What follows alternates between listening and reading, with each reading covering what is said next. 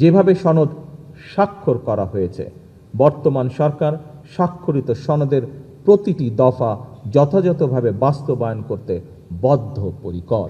আমাদের সামনে নতুন বাস্তবতা এসেছে। বর্তমান সময় যুদ্ধের ধরন পাল্টেছে, বদলেছে নিরাপত্তারও ধরন। আজ নিরাপত্তা মানে কেবল স্থল সীমান্তের সুরক্ষা নয়, এর সঙ্গে যুক্ত হয়েছে সমুদ্র, আকাশ, সাইবার স্পেস, তথ্য যুদ্ধ, প্রযুক্তি নির্ভর প্রতিরক্ষা, ড্রোন, কৃত্রিম বুদ্ধিমত্তা, উপকূলীয় নিরাপত্তা, জ্বালানি অবকাঠামো, সামুদ্রিক সম্পদ এবং আঞ্চলিক ভূকৌশলগত প্রতিযোগিতা। সশস্ত্র বাহিনীকে শুধুমাত্র আধুনিক যুদ্ধ সরঞ্জাম সংযোজনেই সীমাবদ্ধ না থেকে বরং একই সাথে সমান গুরুত্বের সাথে পেশাগত দক্ষতা, কৌশলগত প্রজ্ঞা ও জ্ঞানভিত্তিক সক্ষমতা বৃদ্ধিতে সর্বদা সচেষ্ট থাকতে হবে, যাতে করে সশস্ত্র বাহিনী যে কোনো সমসাময়িক ও ভবিষ্যৎ নিরাপত্তার চ্যালেঞ্জ মোকাবেলা করতে সক্ষম হয়। এই বাস্তবতাকে সামনে রেখে সশস্ত্র বাহিনীর উন্নয়নে আমাদের সরকারের নির্বাচনী ইশতেহারে বিশেষ প্রাধান্য দেওয়া হয়েছে। শুধুমাত্র সশস্ত্র বাহিনী নয়, নির্বাচনের আগে ঘোষিত ইশতেহারে দেশের প্রতিটি সেক্টরের সংস্কার এবং উন্নয়ন, সেক্টর সকল শ্রেণী পেশার মানুষের অর্থ, সামাজিক এবং জীবনমান উন্নয়নের লক্ষ্যে সুনির্দিষ্ট নীতিমালা এবং কর্মসূচি প্রকাশ করা হয়েছিল। নারীর অর্থনৈতিক ক্ষমতা উন্নয়নে লক্ষ্যে দেশের প্রায় 4 কোটি পরিবারের নারী প্রধানের কাছে আমরা ফ্যামিলি কার্ড পৌঁছে দিতে চাই পর্যায়ক্রমিকভাবে।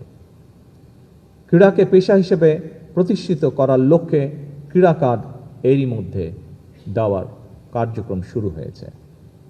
দেশের সকল মসজিদের ইমাম, খতিব, মুয়াজ্জিম এবং সকল ধর্মাবলম্বী ধর্মীয় প্রধানদের জন্য আর্থিক সম্মানের যে কমিটমেন্ট আমাদের ছিল, সেটির কাজও বর্তমান সরকার শুরু করেছে। দেশে অনাহত বন্যা, খরা মোকাবেলা করে পানি ব্যবস্থাপনা এবং সেচ এবং বিশেষ করে কৃষি সেচ সুবিধা নিশ্চিত করার লক্ষ্যে খাল খনন কর্মসূচির কাজ এরই ভিতরে শুরু হয়েছে। এভাবেই প্রতিটি কর্মসূচি বর্তমান সরকার ইতিমধ্যে পাইলট প্রজেক্ট হিসেবে বাস্তবায়ন শুরু করে দিয়েছে আলহামদুলিল্লাহ।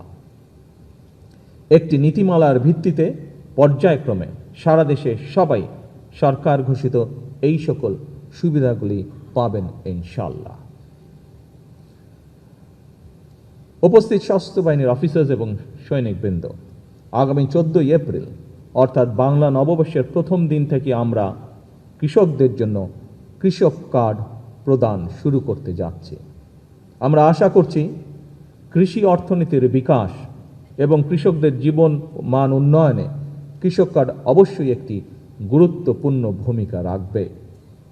পর্যায়ক্রমে সারা দেশের সকল কৃষক এই সুবিধা পাবেন, যা প্রায় 2,75,00,000 কৃষক, যারা সরাসরি কৃষি পেশার সাথে জড়িত।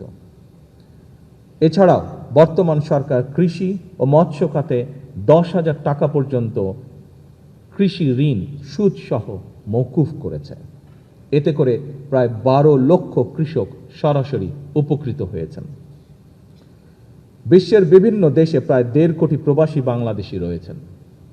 বর্তমান সরকার তাদের জন্য প্রবাসী কার্ড প্রদানের সিদ্ধান্ত গ্রহণ করেছে, যা পর্যায়ক্রমিকভাবে বাস্তবায়ন করা হবে। শুধুমাত্র আর্থসামাজিক কর্মসূচি নয়, রাষ্ট্র মেরামতের লক্ষ্যে বিএনপি সরকার জুলাই সনদ স্বাক্ষর করেছিল। যেভাবে সনদ স্বাক্ষর করা হয়েছে, বর্তমান সরকার স্বাক্ষরিত সনদের প্রতিটি দফা যথাযথভাবে বাস্তবায়ন করতে বদ্ধপরিকর। আমাদের এসব কাজ করার উদ্দেশ্য হচ্ছে, বর্তমান সরকার বিশ্বাস করে দেশের স্বাধীনতা, সার্বভৌমত্ব নিরাপদ এবং সমন্বিত রাখতে শক্তিশালী সশস্ত্র বাহিনীর পাশাপাশি দেশের নাগরিকদের রাজনৈতিক এবং অর্থনৈতিক ক্ষমতা উন্নয়ন নিশ্চিত থাকা জরুরি।